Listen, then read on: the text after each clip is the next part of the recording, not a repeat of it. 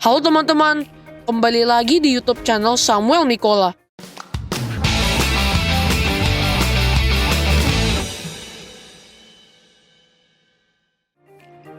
Di video kali ini, kita akan menceritakan film The Pursuit of Happiness.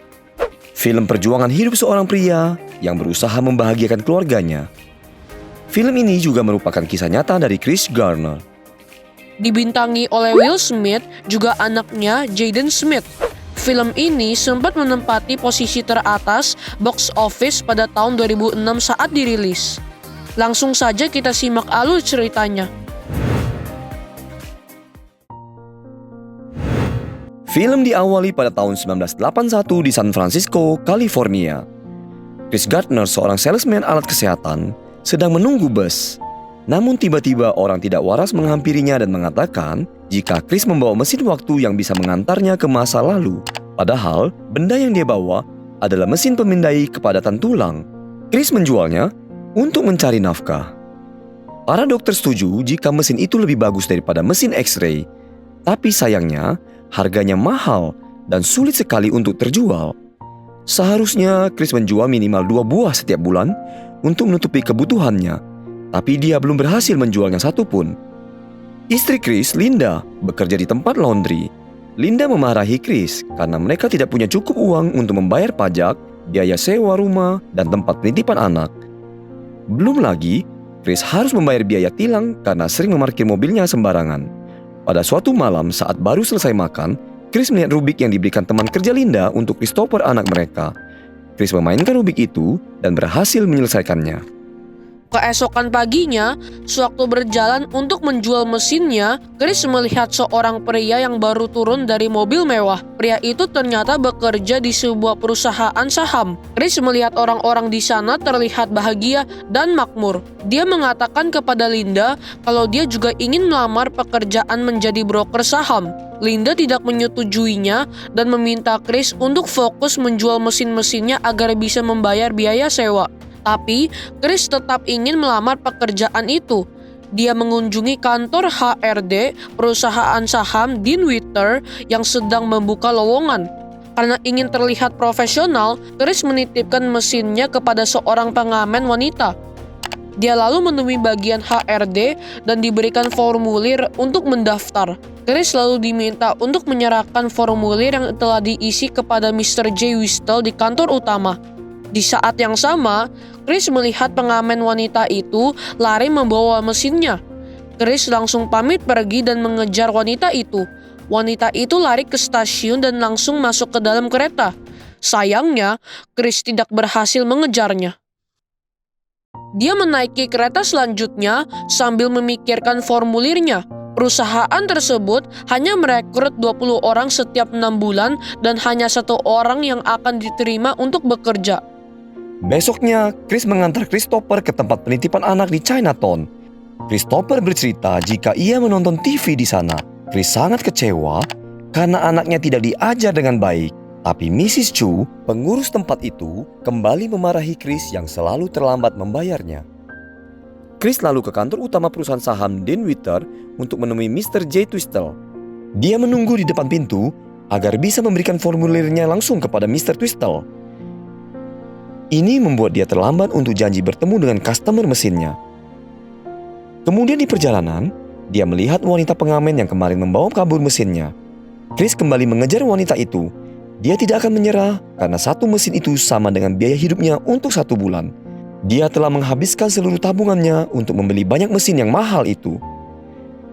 Kali ini, Chris berhasil mengejar wanita itu yang hampir saja pergi dengan bus. Dia mengambil kembali mesinnya dan pulang dengan 2 mesin. Linda terlihat sangat lelah. Dia kesal karena Chris belum juga bisa memenuhi kebutuhan mereka, sehingga dia harus bekerja lebih keras. Chris meminta agar Linda bersabar dengan keadaan mereka sekarang. 1 bulan berlalu, Chris kembali ke kantor Dean Witter dan menghampiri Mr. J. Twistle yang baru keluar dari kantornya. Chris berusaha mengingatkan tentang formulirnya dan mencoba meyakinkan Mr. Twistle jika dia sanggup untuk bekerja di sana. Mr. Twistle yang terburu-buru tidak terlalu mempedulikannya dan mengatakan harus pergi dengan taksi. Chris tidak menyerah dan berpura-pura akan pergi ke tempat tujuan yang sama dengannya. Akhirnya Mr. Twistle mengizinkan dia naik. Di perjalanan, Chris masih berusaha menceritakan tentang dirinya. Tapi Mr. Twistle malah sibuk sendiri dengan Rubiknya dan tidak menghiraukan Chris. Chris menawarkan diri untuk mencoba memainkan Rubik itu. Awalnya, Mr. Twistle meragukan kemampuan Chris, tapi Chris berhasil menyelesaikannya. Mr. Twistle terpukau sampai dia lupa membayar taksinya. Chris panik karena dia tidak punya uang. Saat berhenti di lampu merah, Chris kabur dari taksi itu. Tak lupa dia kembali untuk mengambil mesin mahalnya.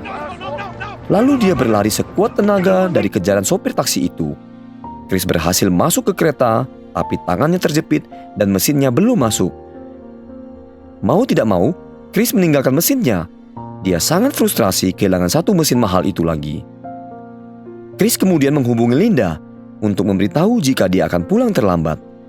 Chris sangat kaget karena Linda mengatakan kalau dia akan membawa Christopher pergi dari rumah. Chris berlari pulang lalu mencari Linda dan Christopher. Tapi sayangnya, mereka sudah pergi membawa semua barang-barang. Tiba-tiba telepon berbunyi. Chris langsung berlari untuk mengangkatnya. Ternyata, Mr. Twistle menelponnya dan mengundangnya untuk interview calon magang lusa nanti. Chris harus mencatat nomor telepon sekretaris Mr. Twistle, tapi dia tidak punya pena. 0256. Yeah, extension 4796. Sambil berusaha mengingat nomornya, Chris lanjut mencari Linda dan Christopher. Dia mencari mereka ke toko di samping rumah dan ingin mencatat ulang nomor tadi. Wayne, tetangganya datang, membicarakan skor bola dan membuat Chris tidak berkonsentrasi. Chris jadi teringat akan uang yang dipinjam Wayne. Dia menagihnya, tapi Wayne belum bisa membayarnya. Lalu dia kembali ke rumah dengan sangat sedih memikirkan Linda dan Christopher. Besoknya, Chris bertemu dengan Linda. Chris kecewa dan mengatakan jika Linda boleh pergi sesukanya, tapi jangan membawa Christopher. Chris lalu menjemput Christopher dan membawanya pulang ke rumah. Saat sedang makan malam, pemilik rumah menggedor pintu untuk menagih biaya sewa. Chris belum bisa membayarnya dan pemilik rumah memintanya untuk keluar besok pagi karena tukang cat akan datang untuk memperbaiki rumah itu. Chris memohon untuk diberi tambahan waktu dan berjanji akan mengecat rumah itu sendiri. Akhirnya si pemilik rumah memberi dia waktu 1 minggu lagi. Saat sedang mengecat rumah, 2 polisi mengetuk pintu dan membawa dia untuk datang ke kantor polisi dan mengurus surat tilang. Chris kemudian membayar dengan sisa uang yang dia punya, tapi petugas tetap tidak mengizinkan Chris pergi sampai kasusnya selesai diurus. Chris kemudian ditahan malam itu, padahal paginya dia harus menghadiri interview. Dia juga terpaksa meminta bantuan Linda untuk menjemput Christopher. Paginya, Chris berlari terburu-buru dari kantor polisi ke tempat interview. Sewaktu dipanggil, Mr. Twistle dan rekan-rekannya sangat kaget dengan penampilan Chris yang berantakan. Chris mengatakan kondisi yang sejujurnya. Kelihatannya, bos-bos itu menyukai Chris dan menerimanya untuk magang. Tapi Chris ragu menerima tawaran untuk magang itu karena dia tidak akan mendapat gaji selama 6 bulan dan belum tentu dia akan dipekerjakan nantinya. Mr. Twistle meminta jawabannya malam itu juga. Kalau tidak, posisinya akan digantikan oleh orang lain. Chris kembali ke rumah dan lanjut mengecat. Dia dengan cemas menunggu Linda membawa Christopher pulang. Tidak lama kemudian mereka datang. Linda mengatakan dia akan pergi ke New York untuk bekerja dan akan membawa Christopher. Tapi Chris tidak setuju. Akhirnya Linda mempercayakan Christopher pada Chris. Chris juga memutuskan untuk menerima tawaran magang di perusahaan saham Dinwiddie. Keesokan harinya, karena masih belum bisa membayar biaya sewa, mereka harus pergi dari rumah itu. Dibantu oleh Wayne, Chris dan Christopher pindah ke hostel di dekat situ. Mereka memulai kehidupan baru tanpa Linda. Di akhir pekan, Chris mengajak Christopher untuk bermain basket di lapangan. Hari itu, Chris berhasil menjual mesinnya kepada seorang dokter. Mereka mendapat cukup uang untuk kebutuhan bulan itu. Besoknya, Chris memulai hari pertama sebagai pekerja magang. Dia diajar untuk menarik klien dan juga diberikan sebuah buku untuk dipelajari. Sewaktu istirahat, Chris keluar untuk makan siang. Di jalan, dia melihat orang tidak waras membawa mesinnya. Chris mengejar orang itu, tapi karena tidak memperhatikan jalan, dia tertabrak mobil dan kehilangan 11 sepatunya. Dia tidak berhasil mengejar orang itu dan kembali dengan kondisi sepatu hilang sebelah. Hari demi hari berlalu. Meskipun dia direndahkan oleh manajernya, Chris tetap bekerja dengan giat dan bersemangat. Karena dia harus pulang lebih awal untuk menjemput Christopher, Chris punya waktu kerja yang lebih sedikit dari pekerja magang lainnya. Jadi, dia tidak minum air agar tidak membuang waktu untuk pergi ke toilet. Setiap pekerja magang harus menghubungi orang di daftar telepon dan menarik klien sebanyak-banyaknya. Biasanya, yang paling banyak mendapat klien akan dijadikan karyawan tetap. Sudah 2 bulan berlalu, tapi Chris belum juga mendapatkan satu orang klien pun. Satu kali, telepon Chris ditanggapi oleh Mr. Ribbon. Mr. Ribbon meminta Chris untuk datang ke kantornya dalam 20 menit. Chris langsung bergegas pergi. Di lobi, dia bertemu dengan manajernya. Dia menyuruh Chris untuk memindahkan mobilnya. Chris terpaksa menuruti manajernya. Tak disangka, jalanan menuju ke tempat parkir sangat macet. Selesai memindahkan mobil, Chris langsung berlari ke kantor Mr. Ribbon. Sayangnya, dia sudah terlambat karena Mr. Ribbon telah pergi. Di akhir pekan, Chris mengajak Christopher sambil membawa mesinnya ke rumah Mr. Ribbon. Chris meminta maaf atas keterlambatannya kemarin. Mr. Ribbon sangat kagum dengan sikap Chris. Saat akan pergi, Mr. Ribbon mengajak mereka untuk ke pertandingan football bersama dengan putranya. Chris dan Christopher setuju. Mereka pun pergi bersama ke pertandingan itu. Saat sedang menonton pertandingan, Chris masih berusaha meyakinkan Mr. Ribbon untuk menginvestasikan saham. Mr. Ribbon mengatakan kepadanya untuk bersantai sejenak dan menikmati pertandingan. Chris juga bisa berkenalan dengan beberapa orang di sana. 4 bulan berlalu. Chris telah berhasil menjual semua mesinnya yang tersisa. Dia merasa keuangannya akan aman untuk beberapa bulan ke depan. Tapi sebuah surat penagihan pajak menyadarkan Chris. Pemerintah masuk ke rekening banknya dan mengambil uang untuk melunasi hutang pajaknya. Chris hanya punya sisa $21 di dompetnya dan dia bangkrut. Pemilik hostel juga sudah menagih biaya sewanya. Chris mendatangi Wayne untuk menagih hutangnya, tapi Wayne mengatakan jika hutangnya telah lunas karena membantunya pindah. Chris yang sedang stres mengajak Christopher bermain ke taman. Lalu Chris melihat orang tidak waras yang membawa mesinnya. Chris kemudian mengambil mesin itu darinya. Chris membersihkan mesin itu dan menjualnya lagi. Tapi ternyata mesinnya sudah rusak. Mereka kembali membawa pulang mesin itu. Sesampainya di hostel, mereka melihat barang-barang mereka sudah berada di luar. Chris berusaha membuka pintu, tapi pemilik hostel telah mengganti kuncinya. Chris dan Christopher terpaksa pergi dari sana. Mereka mencoba mendatangi Wayne, tapi dia tidak membukakan pintunya. Karena tidak tahu mau kemana, mereka akhirnya menunggu di stasiun. Chris mengajak Christopher untuk berimajinasi dengan mesinnya yang dianggap mesin waktu. Mereka merasa sedang berada di zaman purba dan lari dari kejaran dinosaurus. Lalu mereka bersembunyi ke sebuah gua yang adalah toilet stasiun itu. Malam itu mereka tidur di dalam sana. Saat pintu toilet digedor, Chris berusaha menahannya agar tidak membuat Christopher terbangun. Christopher menangis menatapi nasibnya sekarang. Keesokan harinya, Chris tetap bekerja sambil membawa barang-barangnya. Sore harinya, dia mendatangi tempat penampungan agar bisa mendapatkan kamar. Wanita pengurus tempat itu tidak bisa membantu karena mereka hanya menerima wanita dan anak-anak. Wanita itu kemudian menyarankan Chris untuk pergi ke tempat penampungan khusus laki-laki di jalan lainnya. Dia juga mengingatkan Chris untuk datang tepat waktu karena antriannya akan sangat panjang. Chris sudah mengantri cukup lama.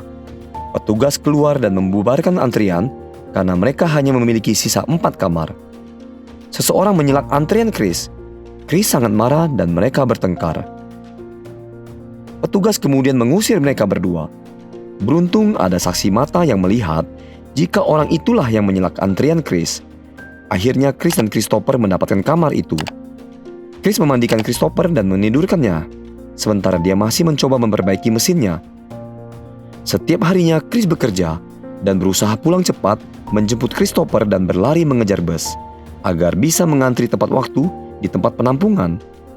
Dia juga belajar untuk ujian tertulis di tempat magangnya. Hari ujiannya tiba. Chris mengerjakan soalnya dengan baik dan cepat. Dia keluar gedung dan bertemu dengan atasannya yang ingin meminjam $5 untuk naik taksi. Chris ragu-ragu karena hanya memiliki sedikit uang di dompetnya, tapi akhirnya Chris memberikannya. Sore harinya, mereka tidak mendapatkan kamar di tempat penampungan. Chris mengajak Christopher makan di sebuah restoran dan bermalam di kereta. Chris mendonorkan darahnya agar bisa mendapatkan uang. Dia membeli alat untuk memperbaiki lampu mesinnya. Mereka kembali berlari ke tempat penampungan agar mendapatkan kamar. Beruntung, malam itu mereka mendapatkannya. Sewaktu akan tidur, Christopher menanyakan apakah ibunya pergi karena dia. Chris meyakinkan bahwa ibunya pergi karena keinginannya sendiri dan bukanlah salah Christopher. Christopher pun mengatakan jika Chris adalah ayah yang baik. You're a good papa. Chris lalu memperbaiki mesin itu. Mesin itu kembali berfungsi dan Chris berhasil menjualnya. Mereka kemudian bisa bertahan hidup untuk bulan itu, dan malamnya mereka menginap di hotel. Besoknya setelah bekerja, Chris membawa Christopher ke pantai untuk menenangkan diri. Setelah melalui hari-hari yang sangat sulit dan bekerja sangat keras, Chris bisa sedikit bernafas. Setelah beberapa waktu berlalu, Chris juga bisa mendapat banyak klien yang dia temui pada pertandingan football. Di hari terakhir magangnya, Chris dipanggil manajernya untuk ke ruang meeting. We appreciate that. But, Chris diberitahu jika dia diterima untuk menjadi karyawan tetap di perusahaan itu. Atasannya juga mengembalikan uang $5 yang dia pinjam. Chris sangat senang. Dia berlari menjemput Christopher dan langsung memeluknya. Berkat kegigihannya dan tidak pernah menyerah, dia bisa mendapatkan pekerjaan. Itulah sepenggal kisah perjalanan Chris Gardner yang berjuang mendapatkan kebahagiaan untuk dirinya dan putranya. Pada kenyataannya, setelah memulai karirnya pada perusahaan Dinwiddie, Chris Gardner membuka perusahaannya sendiri dengan nama Gardner Reese. Selesai.